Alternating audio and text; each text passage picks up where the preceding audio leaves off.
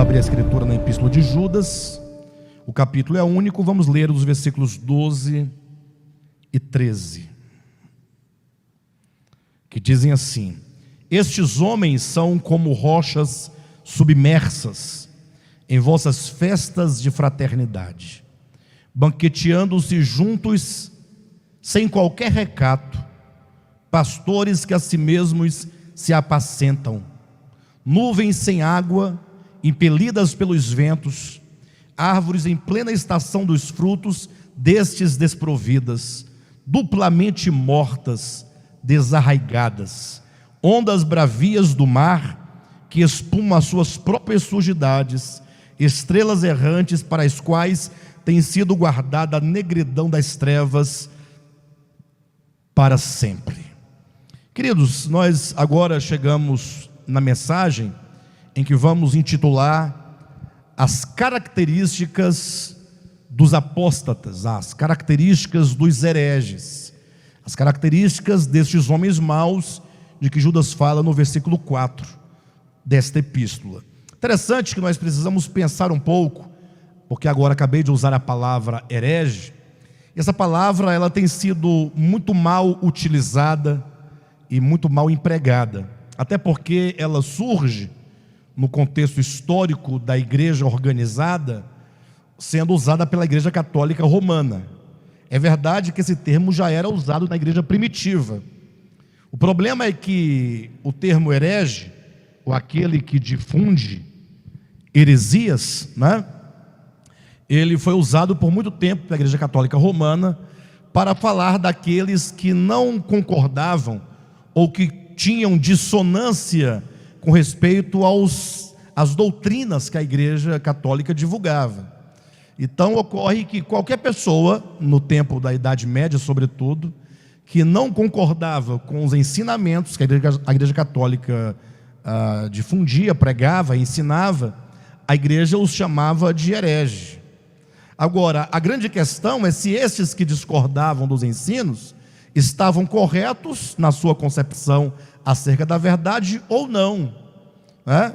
De modo então que todos estes que discordavam não somente eram chamados de hereges, mas também de sectários. Daí, quando houve a reforma protestante, que muitos católicos, mesmo líderes dentro da Igreja Católica, saíram, foram chamados de seitas, e as instituições que surgiram da reforma foram chamadas de seitas. Então daí os irmãos imaginam que a Igreja Romana acusava de herege e de sectário aqueles que não concordavam com os ensinamentos da Igreja Católica Romana, mas não necessariamente eles estavam errados.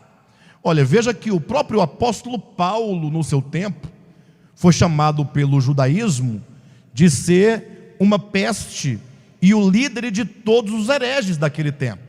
Então, assim como o catolicismo chamava os que discordavam dele de hereges e de sectários, assim também o judaísmo chamava os cristãos de hereges e de sectários.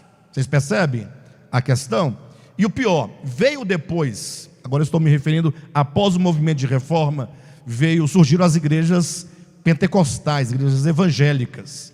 E daí eles passaram, inclusive, a colocar no rol de hereges e de heresias todas as igrejas que tinham diferenças de um grupo maior de igrejas pentecostais. Então é assim, é sempre um grupo chamando o outro de herege, né? É sempre um grupo que é chamado de herege, que vai chamar de herege aquele que também não concorda consigo. Bem, de todo modo, nós temos que usar esse termo, ou quando ouvirmos esse termo, devemos pensar na relação com a verdade e não com qualquer instituição. Não é porque a Igreja Católica chama alguém de herege que esse tal seja um herege, no sentido próprio da palavra. Não é porque a Igreja Evangélica chama tal grupo de hereges que eles de fato sejam. Lógico, eu não estou aqui fazendo apologia a grupo algum. Quero dizer que esse termo herege ou heresia deve ser empregado sempre na relação com a verdade. Qualquer pessoa que dissoa da verdade divina se torna um herege. E a heresia é qualquer ensinamento que não está de acordo com a verdade revelada nas Escrituras, na pessoa de Jesus Cristo, que é a própria verdade. Ok? Então veja que Judas, depois de apresentar não somente o tema da sua carta, não somente apresentar a motivação desta carta, de apresentar o problema que o levou a escrever essa carta, que é a influência de homens maus e perversos que se introduziram com dissimulação no seio da igreja, com heresias destruidoras. Depois que Judas apresenta que para estes homens há o juízo divino que recairá sobre todos eles, depois que Judas dá os exemplos dos juízos que já aconteceram na história, como com os hebreus, com os anjos caídos, com Sodoma e Gomorra, e depois também que Judas apresenta as motivações destes homens perversos, ele chega, a partir do versículo 12, às características práticas destes homens. Ou seja, esses homens, eles haviam penetrado o seio da igreja.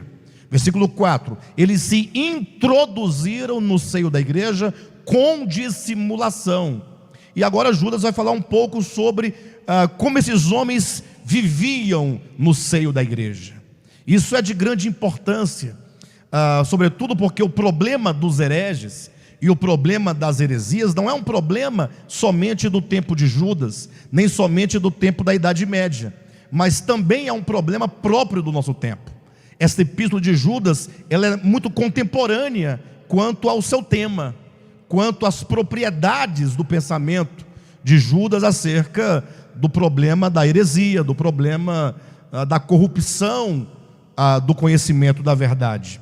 Então Judas, ele começa a falar acerca destes homens e da sua vivência prática no seio da Assembleia, para que os irmãos pudessem identificá-los, ou identificar as características de tais pessoas. Interessante que ele começa dizendo que estes homens, versículo 12, são como rochas submersas em vossas festas de fraternidade, banqueteando-se juntos sem qualquer recato, sendo estes pastores que a si mesmos se apacentam. Ele começa dizendo que são rochas submersas em vossas festas de fraternidade. De acordo com a Escritura, uma rocha, ela serve ou para edificação ou para tropeço. Ou se edifica sobre uma rocha, ou serve para tropeçar alguém, para fazer alguém cair. E evidentemente que à altura desta carta, onde nós já chegamos, já se percebe que estes homens, enquanto rochas submersas, não podem ser rochas de edificação. Eles só podem ser rochas de tropeço. E são rochas submersas. Ou seja, você nem mesmo pode vê-las. Você nem mesmo pode se livrar delas, porque elas estão ocultas no seio da comunidade. Ou seja, são pessoas que se introduziram, que são pessoas dissimuladas, e estão ali para fazer os outros tropeçarem, tropeçarem na palavra, tornar a mesa farta das revelações, torná-las um laço. Ou seja, imagine vocês que o grande poder que tem um pregador. Todo comunicador tem um grande poder, tem uma grande influência. Todo orador, todo pregador é um influenciador. Porque certamente se ele fala, partimos do pressuposto que ele tem o dom da palavra, ele tem o dom de organizar o pensamento. E se ele é alguém, digamos assim, que tem o domínio da fala, então certamente ele tem um dom muito grande, capaz de influenciar aqueles que não são tão bons na fala, de modo que todos os homens, de um jeito ou de outro, acabam sendo influenciados pelos grandes oradores. Podemos até dizer que, sobretudo nos nossos dias, hoje em dia, a grande arma, digamos, do século 21 é exatamente o discurso. Aqueles que têm um discurso e têm um bom discurso, eles são capazes de influenciar muitas pessoas. Então, é certamente com o discurso, com o uso da palavra, não da palavra de Deus, mas com o uso da palavra, é que essas rochas submersas fazem tropeçar os filhos de Deus, usando a própria Escritura para enganar. Então, não é sem razão que alguém no passado já se referiu às Escrituras dizendo que ela seria a mãe de todas as heresias. Não que a Escritura seja em si mesma mãe de heresia alguma. O problema é a complexidade de ensinamentos, de dispensações, de épocas, de cultura e, sobretudo, do crescimento gradual da revelação divina ao longo dos 66 livros. Então daqui se tira muita coisa, e sobretudo numa época em que as pessoas têm uma leitura muito superficial. A Bíblia é um livro que, para entendê-la, é preciso que nós encontremos o veio da revelação na pessoa de Jesus Cristo, uma vez que ela é um testemunho de Jesus. Ela não é o próprio Cristo, ela está aquém de Cristo, ela é apenas um meio, ela é apenas um instrumento. Inclusive essa semana eu ouvindo alguém falando acerca da Bíblia enquanto conjunto de livros, esse pastor dizia que a Bíblia perdeu a centralidade nos ritos da igreja, no seio da igreja, né? E eu até que compreendi o que ele quer dizer. Ele quer dizer que muitas outras coisas ocuparam o lugar das Escrituras, mas talvez não tenha sido bem colocado, porque a centralidade é Cristo. A centralidade é uma pessoa viva, que tem uma obra viva, real, que opera e acontece dentro dos homens, e não o livro em si mesmo. O livro é sempre um meio por meio do qual nós podemos conhecer um pouco mais acerca do Cristo de Deus que habita em nós, que é uma candeia em nós, que se revela dentro de nós, e que é o próprio poder de Deus, que é o Evangelho, operando em nós para a salvação. Então veja que Judas está preocupado com esses homens, indicando que eles estão infiltrados como rochas submersas, que não podem ser vistas e nem percebidas no meio da igreja. Mas é exatamente isso que eu estou colocando. São aquelas pessoas que têm o dom da palavra, são pessoas que estão liderando pela palavra. A liderança, ela acontece por meio da palavra enquanto discurso, não da palavra de Deus. Lógico que essa palavra deveria ser sempre a palavra de Deus nos lábios dos líderes, dos guias cristão e, enfim, em geral. O problema é que Judas coloca que eles são como rochas de tropeço, submersas. Ele coloca submersas em vossas festas de fraternidade. E ele vai dizer que essas rochas estão nas festas de fraternidade, banqueteando-se juntos, sem nenhum recato.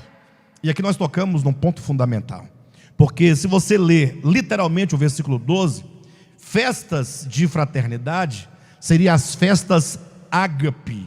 Judas aqui faz referência a um costume da igreja primitiva. Deixa eu me explicar para os irmãos primeiramente o que significa essa festa do amor, essa ceia do amor, para os irmãos poderem entender o contexto que Judas coloca. Vamos lá, me acompanhe no meu pensamento. Quando Cristo ele celebrou com seus discípulos a última Páscoa. Por que a última Páscoa? A primeira Páscoa está em Êxodo 12, quando ali o cordeiro foi imolado no dia 14 de Nisan, no Egito, quando Deus falou para imolar o cordeiro, passar o sangue do cordeiro nos umbrais da porta, porque naquela noite Deus tiraria o povo de Israel do Egito. Ali foi a primeira Páscoa. Páscoa quer dizer libertação.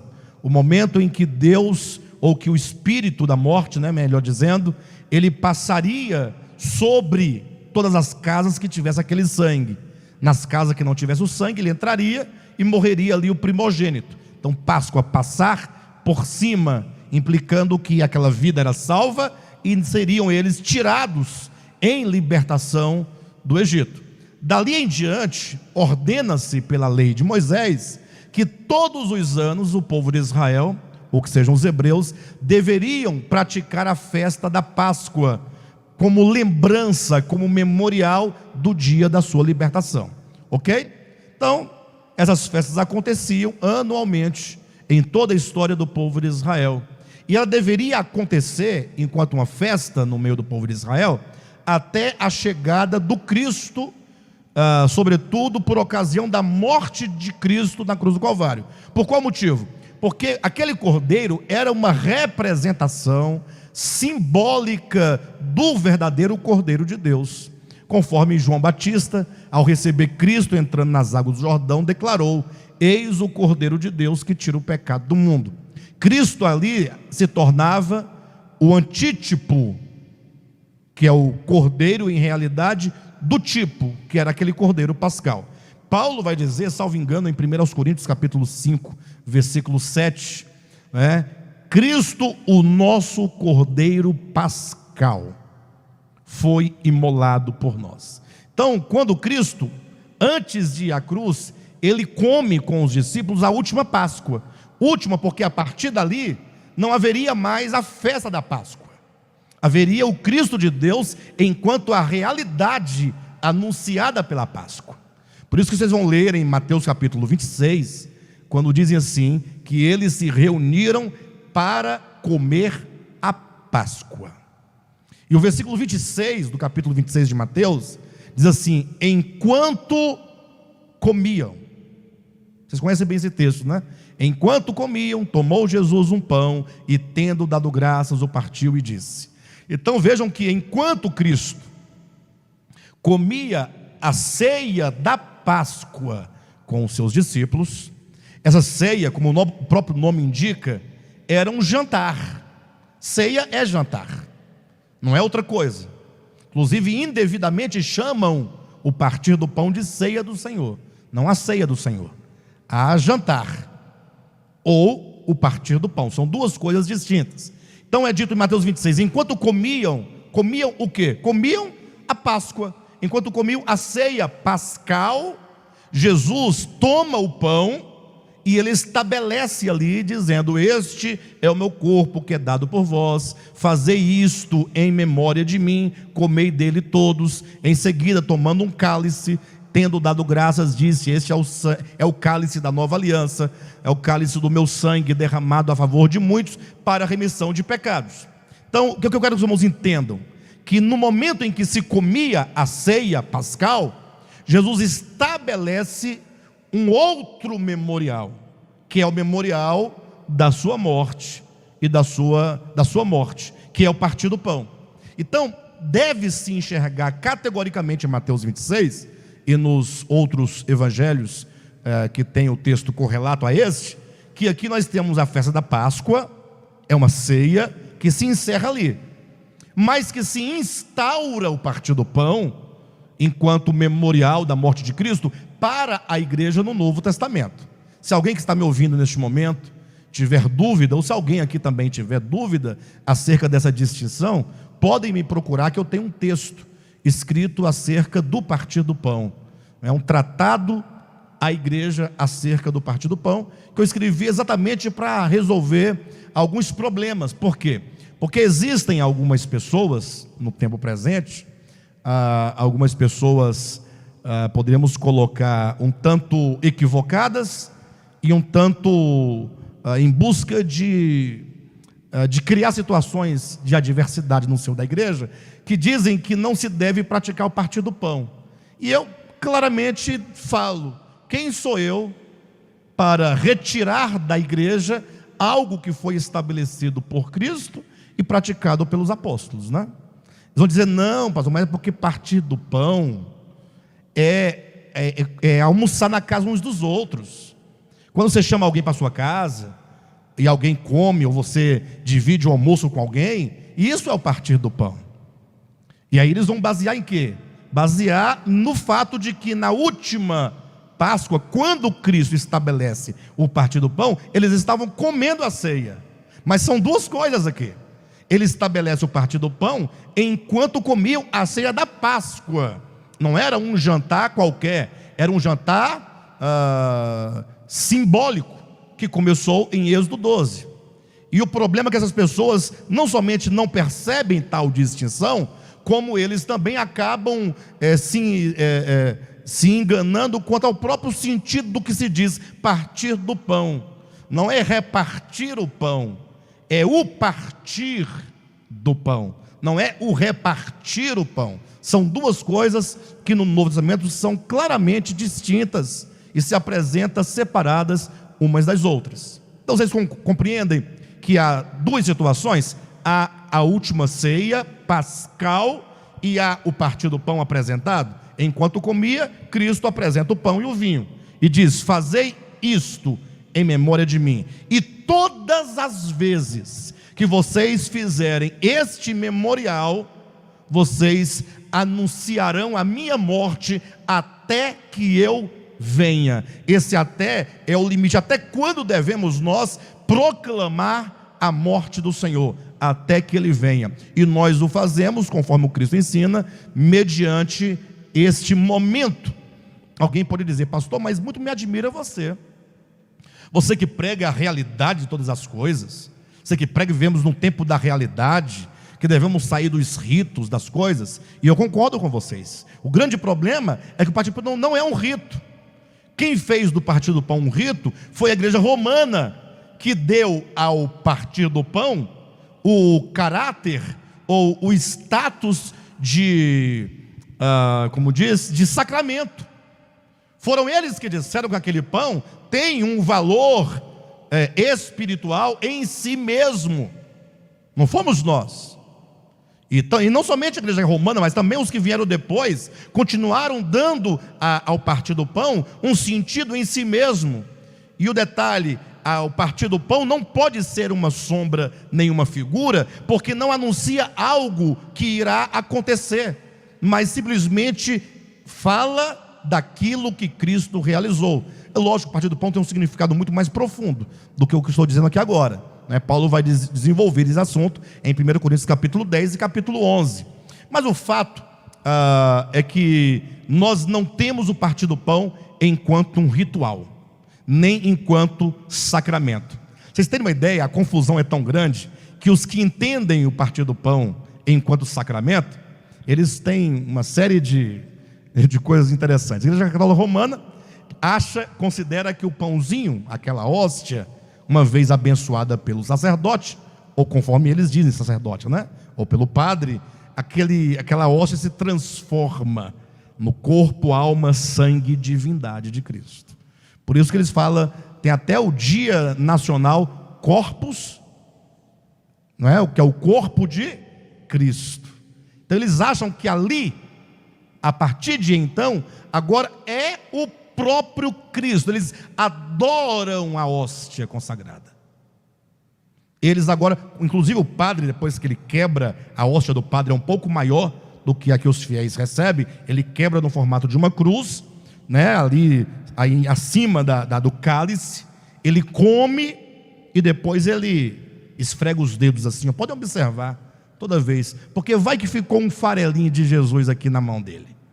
E esse farelinho pode ser o olho, pode ser um pé, uma orelha. Então, para que não se perca nada, então ele faz assim para cair dentro do vinho e ele tomar. Inclusive, muitos católicos, antigamente, acredito que hoje deve ter uma meia dúzia que ainda pensa assim, diz que não podia morder a hóstia, porque senão sangrava. E quem é que tinha coragem de morder? Então todo mundo colocava na língua para poder dissolver, né? E a hóstia consagrada que sobra na missa é colocada dentro do chamado Santo Sacrário, que é um túmulo. Então eles sepultam a Cristo. Eles transformam, entre aspas, o pãozinho no próprio Cristo, matam o Cristo, comem o Cristo morto e o que sobra sepulta, para na missa seguinte continuar a distribuir.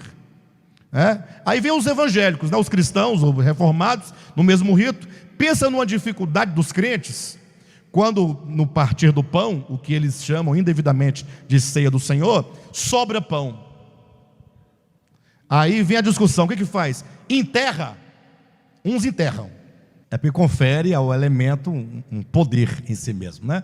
Então os irmãos aqui estão dizendo, para quem está em casa, a irmã Sandra falando que de onde ela veio, os irmãos enterravam o pão que sobrava, porque não pode fazer outra coisa, né? E o Pedro está dizendo que de onde ele veio, o pai dele era pastor, eles queimavam os elementos e pegavam a cinza depois e enterravam, sepultavam as cinzas. Mas tudo isso demonstra o quê?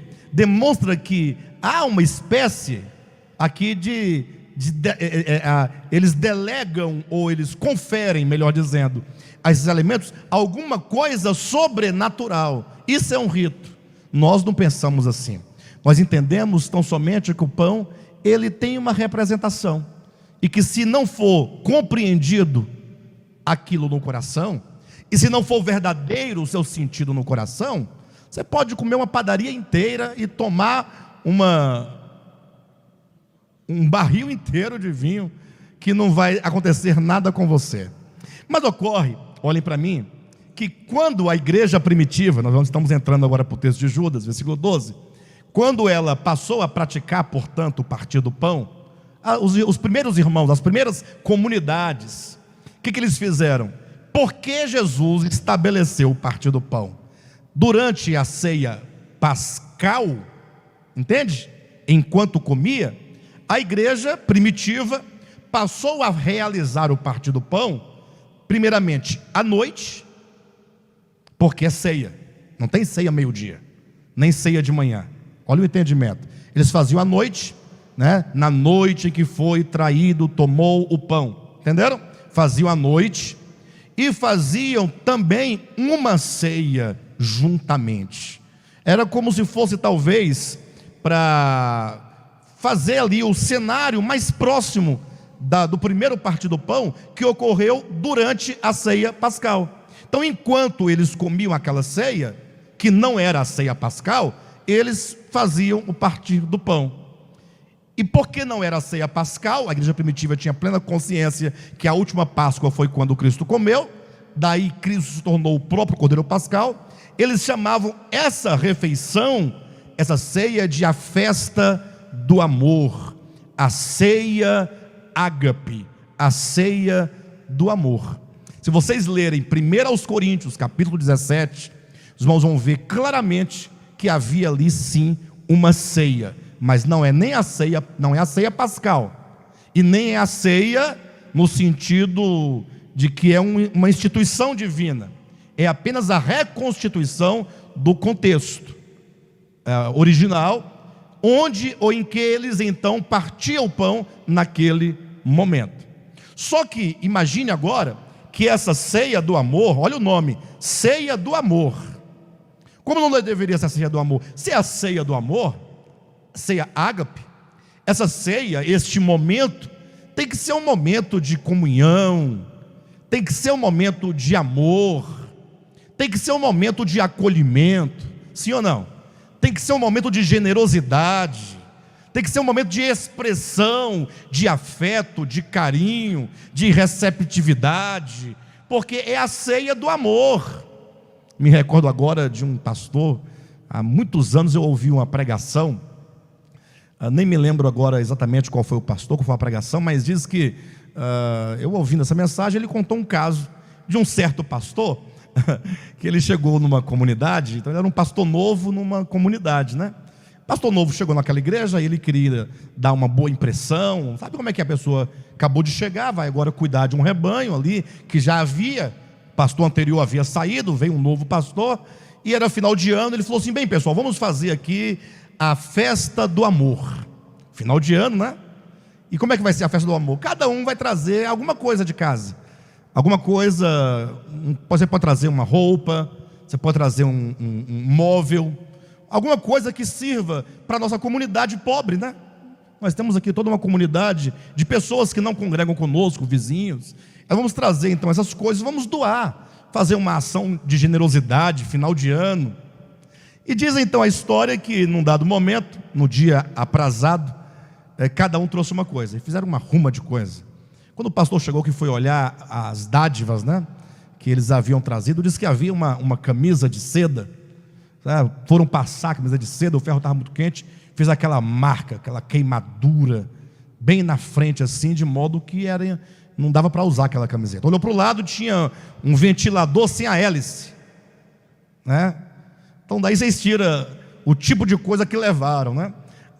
As pessoas aproveitaram para levar aquilo que não lhes servia e não prestava para nada, no sentido de que às vezes as pessoas dão ao outro aquilo que não lhes serve, né? Lógico, às vezes você pode dar alguma coisa para alguém que não lhe serve, No sentido, por exemplo, eu vou dar uma camisa, eu comprei e eu engordei, não me serve, eu posso doar desde que ela tenha condições de uso, não é? Mas no geral nós devemos dar algo que nos serve. Isso é compartilhar, isso é generosidade. Quando você fala, isso me serve, mas também serve para o outro. Eu tenho dois, eu posso compartilhar, eu posso dividir, né, com o outro. Quando o pastor então viu um tanto de coisas imprestáveis, ele falou: irmãos, essa festa é a festa do amor. E eu não estou vendo amor nenhum aqui, não estou vendo maldade, porque dá para alguém um ventilador sem hélice, é brincadeira. Quem foi que trouxe esse ventilador sem a hélice? Será que a pessoa que trouxe levantou a mão? O que vocês acham? Nem, ficou lá caladinho, não falou nada. E quem trouxe essa camisa de seda queimada a ferro? Ele se apresentou? Ninguém se apresentou. No final, ninguém, entre aspas, tinha trazido nada, porque ninguém quis se manifestar, porque tinha vergonha de falar o que trouxe. Aí o pastor disse: bem, como ninguém trouxe nada aqui, deve ter sido o diabo que trouxe. Se ninguém trouxe, deve ter sido o diabo. Então, para nós envergonharmos o diabo, nós vamos levar tudo para fora, vamos queimar uma grande fogueira. Quando a gente queimar, estaremos envergonhando o diabo.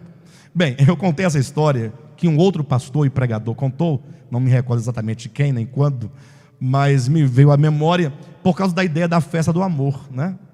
Então, imagine vocês que quando a igreja primitiva fazia a chamada a ceia ágape, o que deveria haver? Muita generosidade, muita comunhão, muito amor, sim ou não?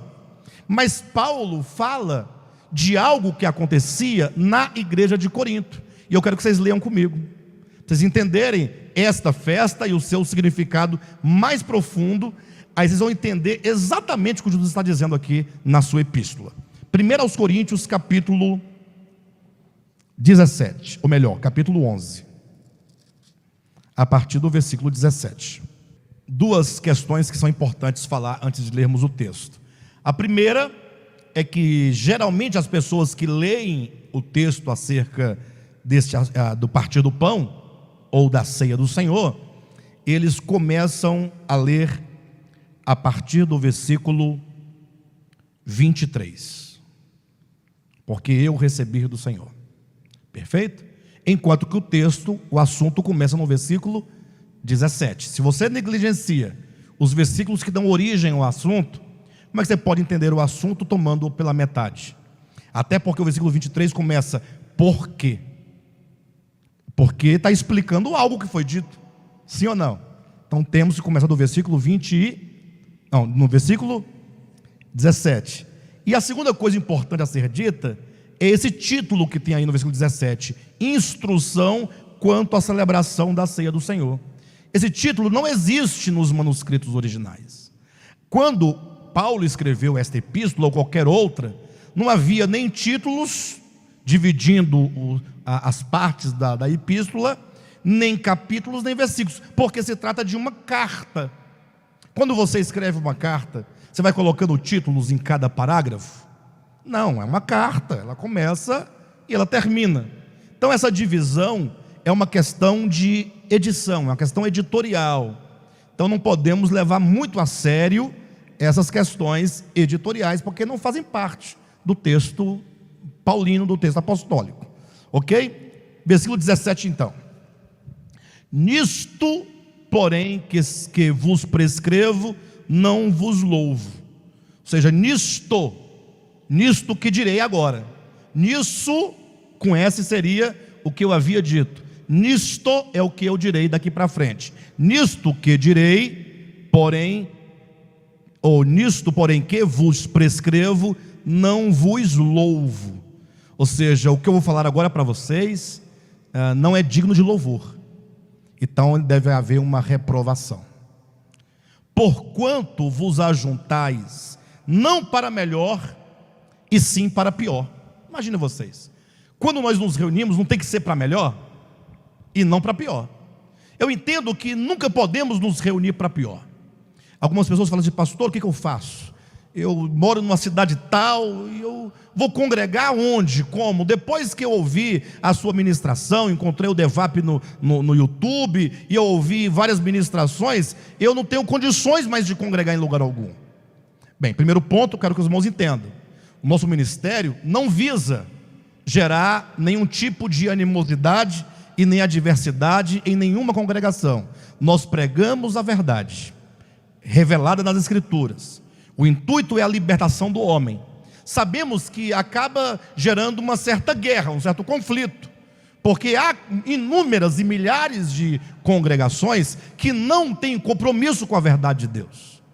E muitos sabem disso, mas não interessam a eles. Eles não querem. E aí muitos acabam ficando sem o que fazer. Alguns falam: pastor, eu não tenho mais como congregar, o que eu faço? Então, quando me perguntam, eu costumo dizer e citar esse texto: olha, se você não tem condições, porque você alcançou um entendimento e uma consciência de congregar com os irmãos na sua cidade, no sentido de você amar os irmãos, entender a dificuldade dos irmãos e ser uma ajuda para os irmãos, se você não tem essas condições, porque o grupo caminha num sentido totalmente inverso, se você sai de lá aborrecido, machucado, machuca o outro, ou seja, se você não se reúne para melhor, então não é bom que se reúna em lugar nenhum, nem aqui no Devap.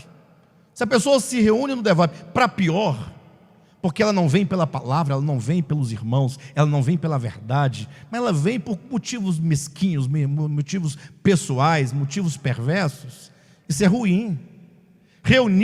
A reunião da igreja tem que ser algo maravilhoso, tem que ser algo para edificação, tem que nos acrescentar algo, tem que nos melhorar. É lógico que às vezes a pessoa não consegue se reunir para melhor em razão do seu egoísmo. A pessoa tem alguns problemas e não está disposta a tratar o coração. Nesse caso é muito complicado. Agora, se você pode e é capaz de se reunir para melhor, devemos nos reunir.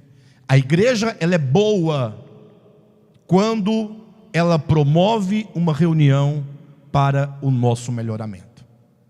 Aí sim, ela é super válida.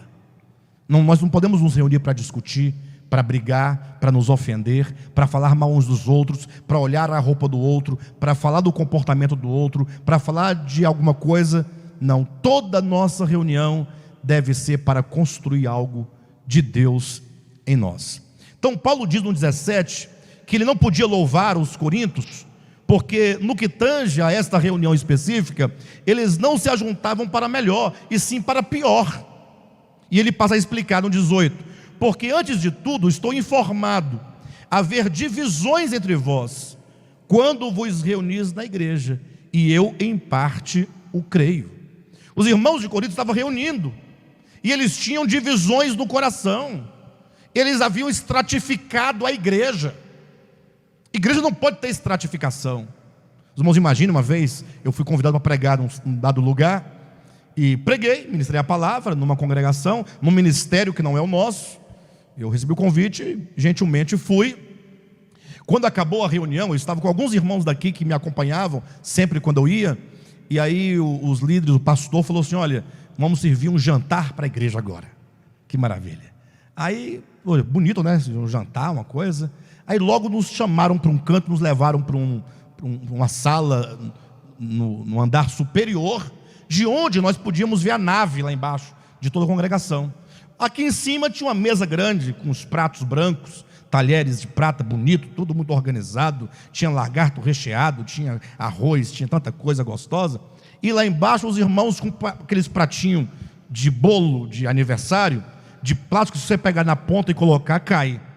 Só pode segurar se for assim, não é? Vocês entendem o que eu estou falando? E servindo a eles lá embaixo uma galinhada, e aqui em cima uma comida maravilhosa. Logo eu estranhei, o que está acontecendo? Mas o espanto maior foi quando eu fiquei sabendo que lá embaixo os irmãos pagavam pela galinhada, e aqui em cima os pastores todos e as pastoras, pastores e pastoras, de salto alto andando e comendo aqueles pratos, mas como é lindo. Eu fiquei vendo aquela situação e pensando: não pode acontecer isso no meio do povo de Deus, não deve acontecer. Isso é contra o espírito de corpo, é contra o espírito de comunidade. Comunidade quer dizer comum. Aquilo que é para mim é para vocês, o que é para vocês é para mim. Mas isso existe, isso acontece. Paulo está dizendo aqui, olha, ele tinha informação de que havia divisão entre os irmãos quando eles se reuniam na igreja. Eles se reuniam e agora havia um problema, e ele passa a explicar o problema. Versículo 19: porque até mesmo importa que haja partidos entre vós, para que também os aprovados se tornem conhecidos em vosso meio. E aqui ele dá uma palavra muito forte. Primeiro ele reprova, há um problema. Vocês, quando se reúnem para pior, porque existe divisão no meio de vocês. Aí Paulo fala, mas é possível tirar algum proveito disso, daquilo que é negativo, daquilo que é ruim. Ele diz, havendo divisão no meio da igreja. Alguém já participou de alguma comunidade em que houve divisão no seio da comunidade? Já participou? Como não, né? Agora, Paulo diz, é interessante, até é importante. Ele fala, até mesmo importa, no sentido de que é necessário que aconteça tais divisões, para que os aprovados sejam mostrados, revelados, né? Como diz, se tornem conhecidos. Ou seja, quem é a pessoa que, estando no meio de uma comunidade em que ocorre uma dada divisão, e essa pessoa, ela é simples no sentido de ter atenção ao que está acontecendo, de ter uma percepção espiritual e de encarar o problema com oração, com humildade, e não se permitir ser envolvido por nenhum espírito faccioso. E agora a pessoa vence aquela etapa e se manifesta enquanto um aprovado. Ou seja, nós precisamos ser aprovados. Entenda, escute com o coração, toda e qualquer divisão é maligna. Não existe divisão positiva. Toda divisão. A obra de Cristo Jesus, pensem vocês, é a obra de redenção, não é? Não é o inverso da queda de Lúcifer, sim ou não? O que foi a queda de Lúcifer? Não foi o rompimento? Não foi quando alguém se levantou e levou consigo uma terça parte, rompendo no reino de Deus ali? E o que é a obra de redenção? Senão o inverso dessa obra de divisão, essa obra diabólica. O termo diabo, diabolos, diabólico, quer dizer aquilo que separa, que cria um rompimento, uma separação. Olha a obra de Cristo. Para ele redimir, ele teve que se associar. O verbo se faz carne. Ele se associa, se fazendo criatura. Ele se une à criação. Você vê que é sempre uma obra de unir, de reunir. E não somente isso, mas ele viveu a vida humana, operou todo o seu ministério, morreu na cruz com um fim. Efésios capítulo 1, versículo 9 e 10. Colossenses capítulo 1, versículo 20. Com o fim de reconciliar consigo o mundo. Portanto, preste atenção, toda divisão é diabólica, toda reconciliação é divina. Agora veja como o diabo é sujo. Temos que ter o discernimento, temos que ter. Muitos causam divisão em nome de Deus, em nome do Evangelho. Aí todos aplaudem. Olha, aquele grupinho ali dividiu em nome de Deus, em nome da santidade, em nome do Evangelho. As pessoas aplaudem a divisão. Aí de repente tem um grupo que está pregando a inclusão, está pregando a união, está pregando que não podemos deixar ninguém de fora, que todos são recebidos, que todos são aceitos, que o Senhor Jesus morreu por todos, que Ele efetuou uma obra de redenção, não somente por nós, mas pelos pecados do mundo inteiro. Aí vamos falar, olha aí, está vendo? Ecumenismo. Vão acusar. As pessoas acusam o acolhimento, aplaudem a divisão. Olha a inversão. Inclusive, vocês viram aqui na entrada do nosso local, esse painelzinho que colocamos. Não sei se os irmãos todos entenderam a mensagem, mas como é uma mensagem que está implícita, né? Não está explícita, e também porque alguns irmãos já me procuraram perguntando o significado, domingo que vem, não perca, agora domingo próximo, vou ministrar acerca desse tema, né? a obra sacerdotal de Cristo segundo a ordem de Melquisedeque. Uma mensagem das mais lindas das Escrituras, tá bom? Não deixe de vir, porque será uma grande bênção. Mas veja, então Paulo diz que importa que essas divisões aconteçam. Ele não quer dizer que deve acontecer.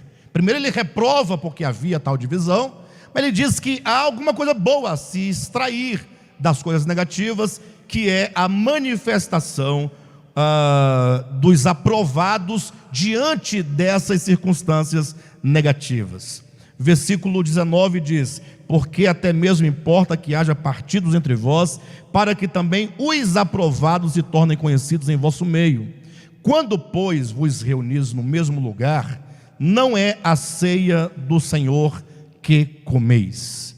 Está dizendo, não é a ceia ágape que comeis, não é a ceia do amor que comeis. Vocês chamam isso de ceia do amor? Cada um trazia uma panela. Seria como se fosse uma festa americana, como se diz hoje, né? O Aldair trazia uma macarronada, daquelas boas. A irmã Silvia trazia, o que mais? Frango ao molho, que maravilha, hein? A irmã Sandra trazia o que, irmã Sandra? Costela com mandioca, é comigo mesmo. Pedrão ia trazer o que, Pedrão? Churrasco. Muito bem. E o Cadmo ia trazer o quê? Uma paca. Paca ao leite de coco. Tá bom, tudo bem. A irmã Emico traria o quê, irmã Emico? Sushi.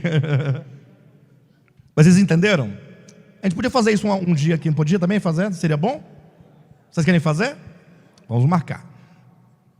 Não, a paca é melhor deixar quieto, porque não está muito regulamentado essas questões, não. Traga galinha caipira, você quer trazer uma comida mais exótica? Traga uma coisa. Tá bom? Bem, de todo modo, queridos, imaginem só que os irmãos iam levando as comidas para aquele jantar. Cada um levava um prato diferente. Levavam também vinho.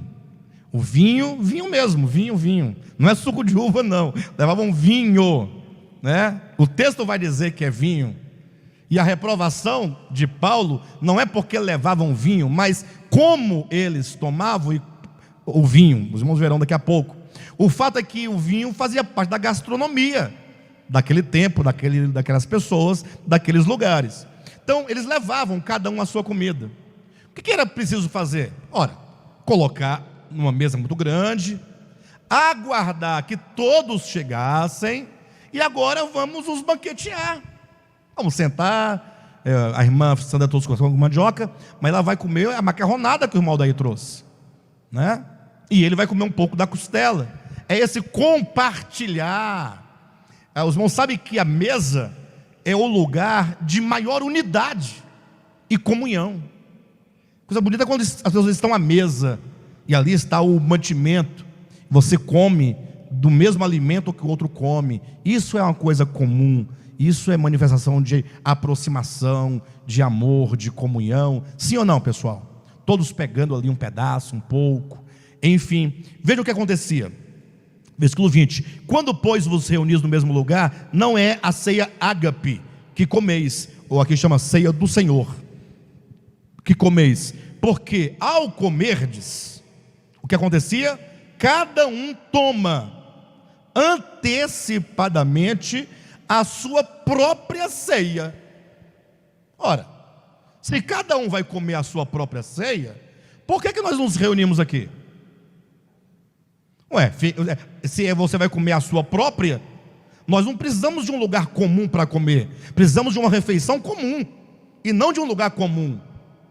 Nós não estamos indo para um restaurante. O restaurante é um ambiente comum, onde cada um pede o seu prato.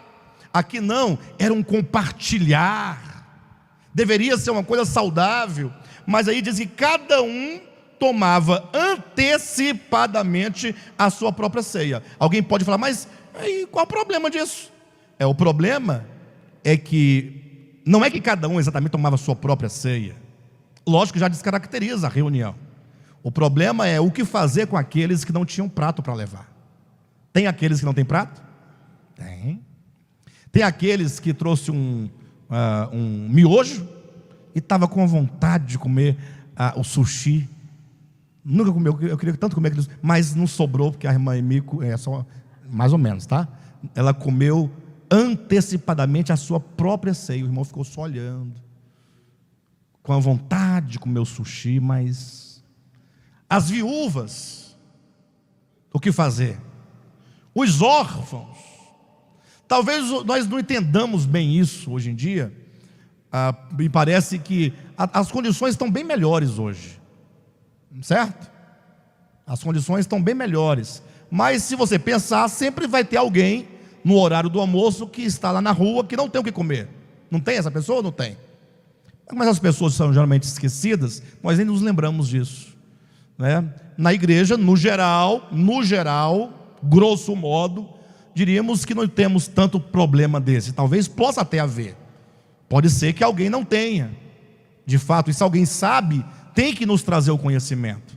Não pode ter um espírito divisivo. A igreja não cuida dos irmãos. Mas por que não cuida? Não, o irmão não tem o que comer, mas eu não tenho ainda o espírito de adivinhação.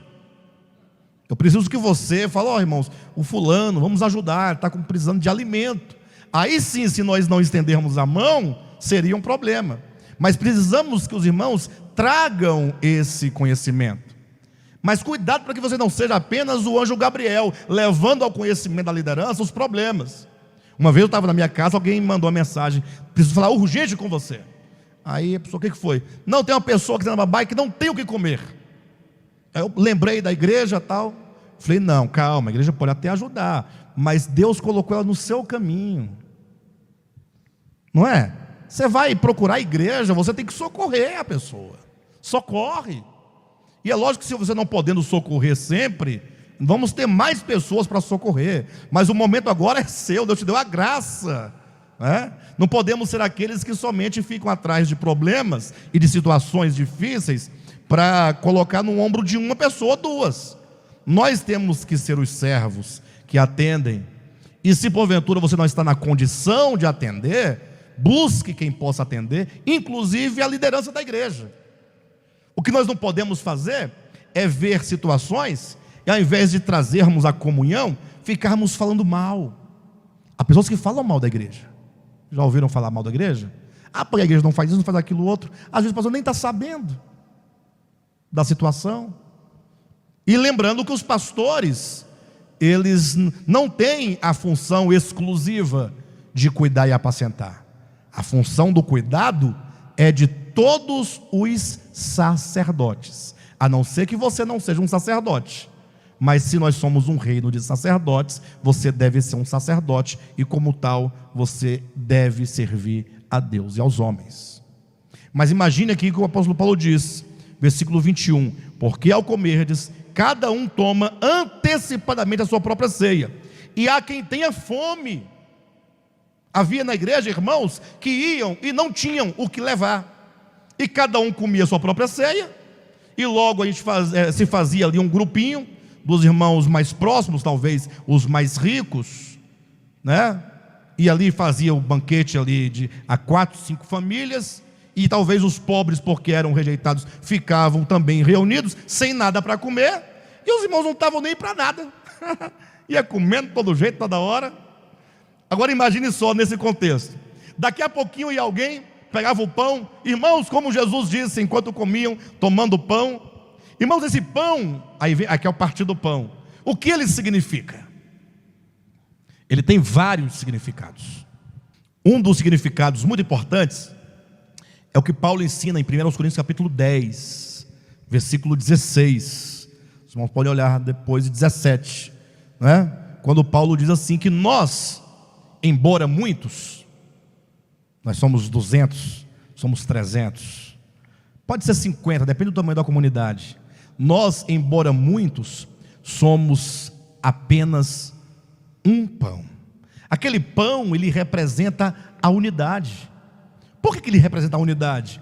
Ora, porque um pão, ele é um produto final de um processo, a partir de vários grãos, cada um de nós um grão de trigo, e esses vários grãos moídos se tornam uma farinha. Tem como você chegar numa fina farinha, numa farinha fina, e identificar quem é o grão tal e o grão beltrano, o grão cicrano, grão... Tem como? Porque está tudo misturado, se tornou um só. Agora se faz uma massa, se torna um pão só. O pão, do partido pão, ele implica a nossa unidade. E unidade não é estar no mesmo lugar. Unidade é exatamente unidade de alma, de espírito, de coração, de propósito. Nós temos que tratar com o nosso coração, porque nós temos muitas divergências. Mas as divergências não podem ser motivos de divisão. A igreja tem que ter um mínimo de sentido único. Todos os corações alinhados. Temos um propósito, temos uma razão, temos uma fé, tem que estabelecer essa unidade. Quando, portanto, alguém come daquele pãozinho, do partido pão, ele está dizendo, é uma maneira de você falar, eu estou comendo do mesmo pão que o Almir está comendo, porque nós somos um só. Você proclama a unidade. Aquele pão significa, se você come aquele pão e você não tem unidade, você está comendo juízo, porque você está agindo fora da realidade espiritual que aquele momento implica. Você está com um fingimento. É como que Paulo dissesse: não seja fingido, não seja perverso, não seja mau. O que Paulo, no meu tempo é muito curto para explorar todo o texto, mas quando Paulo diz, aquele que come do pão indignamente, olha o que disseram, o fulano não pode comer porque ele deve ter algum pecado. Olha, quem é que não tem pecado?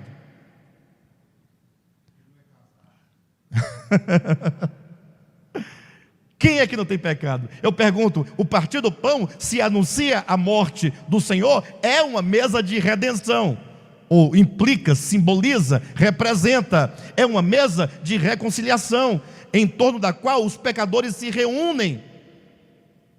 Não é uma mesa de acusação, não é uma mesa de exclusividade, só vocês podem, os outros não podem. Mas Paulo diz, comer o pão indignamente. Sim, comer indignamente é você comer o pão da unidade, dizendo, sou um com os irmãos, e agir de modo contrário a esta unidade.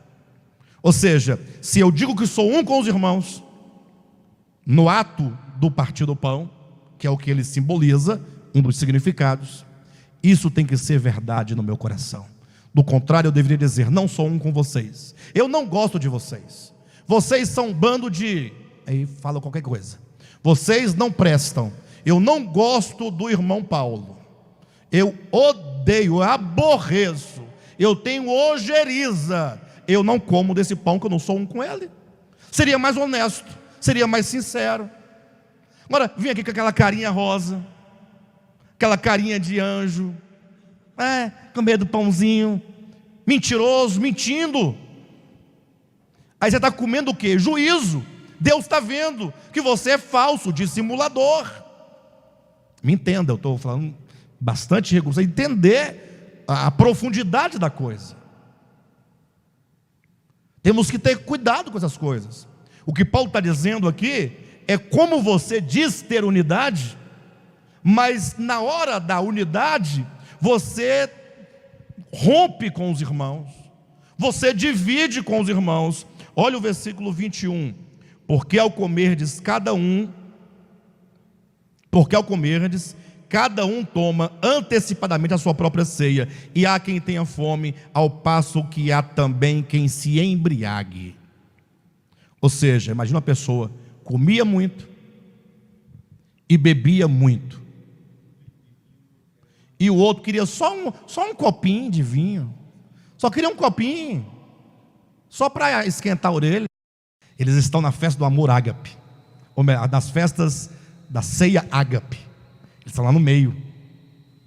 Esses aqui, eles não amavam os irmãos, eles não amavam a igreja, eles não amavam a comunhão, eles têm outros propósitos, banqueteando-se juntos sem nenhum recato. ou seja, com cara de pau. Cara de pau. Nem para não ir para a reunião do Partido do Pão, ou que fosse da Ceia do Amor, mas não, estava lá, aquela carinha, fingindo, abraçando os irmãos, mas só Deus sabe o intuito, só Deus sabe o propósito. E olha o que diz agora, hein? Pastores que a si mesmos se apacentam, querem para si. Eles não estão preocupados em cuidar do outro, em ajudar o outro, em socorrer o outro, em compartilhar com o outro. Eles querem para si. Eles estão preocupados consigo mesmos. Eles não têm nenhum compromisso com o rebanho de Deus. Eles só querem para si. São os seus propósitos. Nuvens sem água. É até uma contradição. Nuvem sem água. Sabe a nuvem, quando você vê aquela nuvem, vai chover, vai regar a terra, vai abençoar a terra, mas não cai água nenhuma. Só tem aparência de abençoador, mas não abençoa. Só tem jeito, não tem vida para suprir a terra, para nutrir a terra, para nutrir as plantas. Não tem doação de si mesmo, até porque chuva e nuvem é a doação de si mesma. Sim, não, é a doação de si mesma, no caso da nuvem. Mas é colocado nuvens sem água, impelidas pelos ventos. Ora está aqui, ora está ali, está do outro lado, está em todo lugar e não está em lugar nenhum, mas não tem nada para dar. Árvores em plena estação dos frutos, destes desprovidos, não tem fruto. Não tem o fruto. Deus me deu uma palavra essa semana não, vindo para cá hoje, eu orando no caminho para cá, e o Senhor me deu uma palavra sobre os frutos. Eu vou ministrar logo, só vou organizar direitinho, e uma palavra maravilhosa. Pensa uma coisa gloriosa.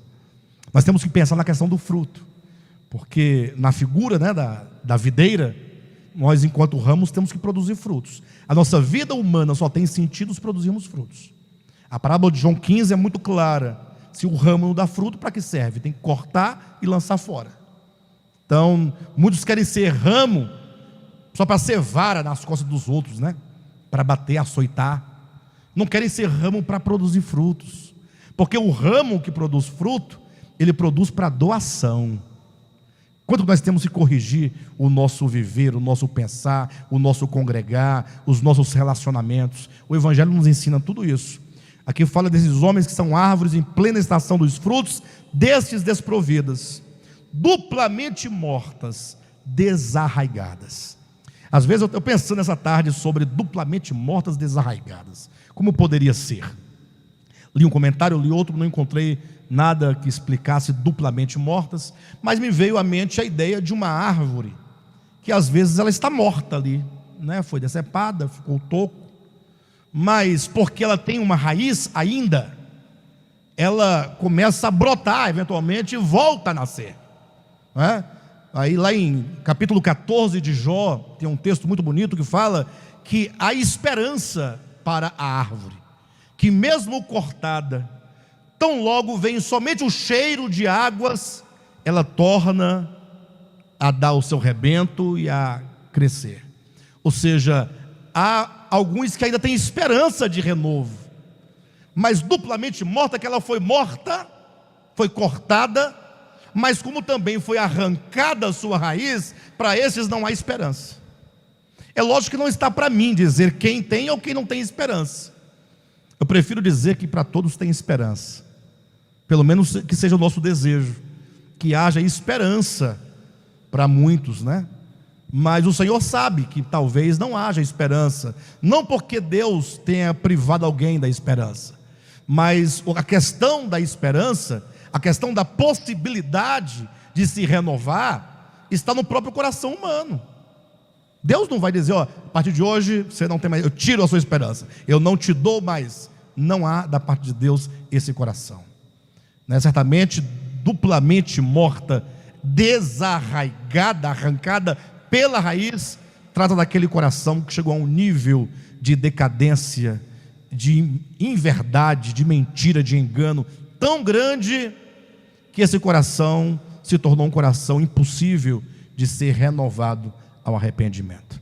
Mas as coisas pertencem ao Senhor, tá bom? Bem, temos que parar por aqui hoje. Semana que vem daremos continuidade falando das características destes homens maus e perversos, que com dissimulação se infiltram no seio da igreja para fazer a igreja tropeçar, tá bom? Glória a Deus.